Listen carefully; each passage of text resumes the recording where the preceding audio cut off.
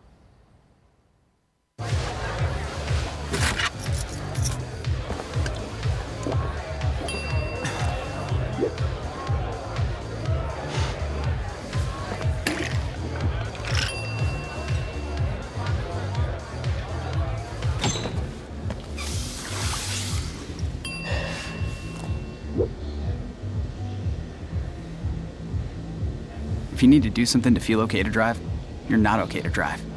Don't drive buzzed. Multiple studies have shown that marijuana can slow both driver reaction and response time, which can be really dangerous. He's here. He's here. Wait. What? I can't drive. Why? My. Oh.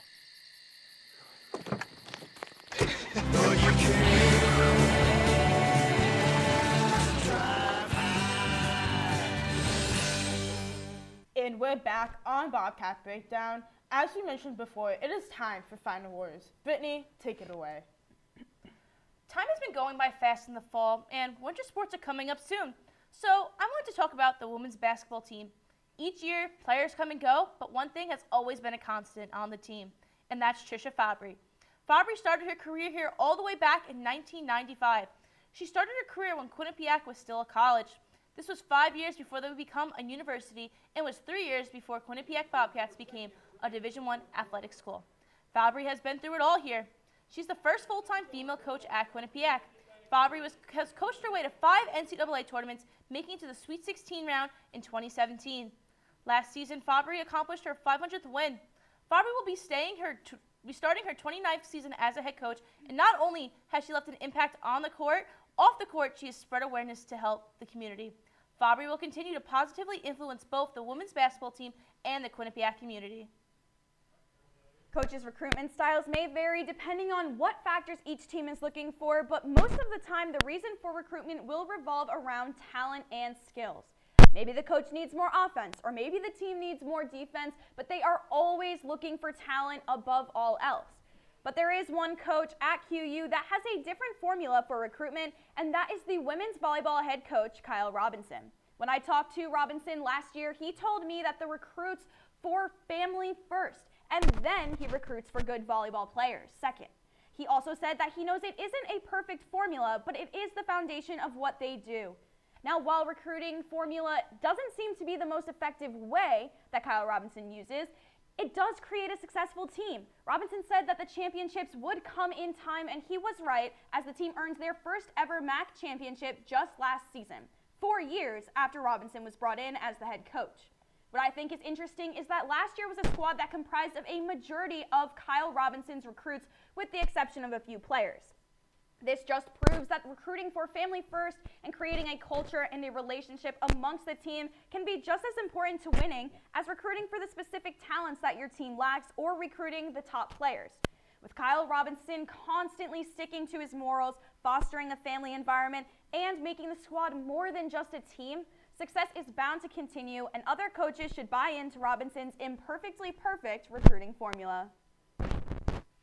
One team that doesn't get talked about enough on campus is the acrobatics and tumbling team. The team has had repeated success and has remained at the top of the rankings throughout their entire history.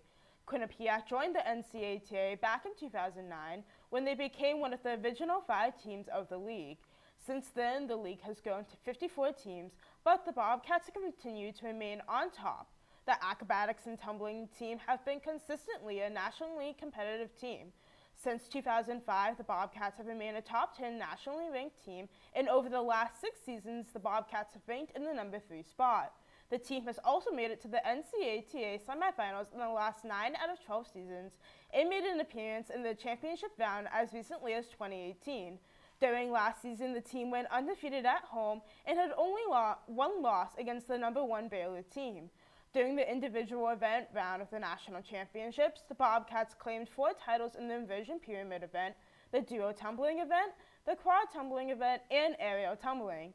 Bree Marks and Lindsay Rudolph were also named to the All-American team last season. It has been time and time again that the Bobcats have proven that they should be considered one of the best teams on campus. They have had plenty of success during their postseason and have had multiple athletes recognized on the national level. This winter, be sure to go to a meet and see the impressive routines that they perform.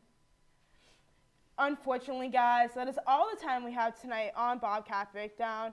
Make sure to follow us on social media at Q30 Sports and stay connected online at Q30TV.com.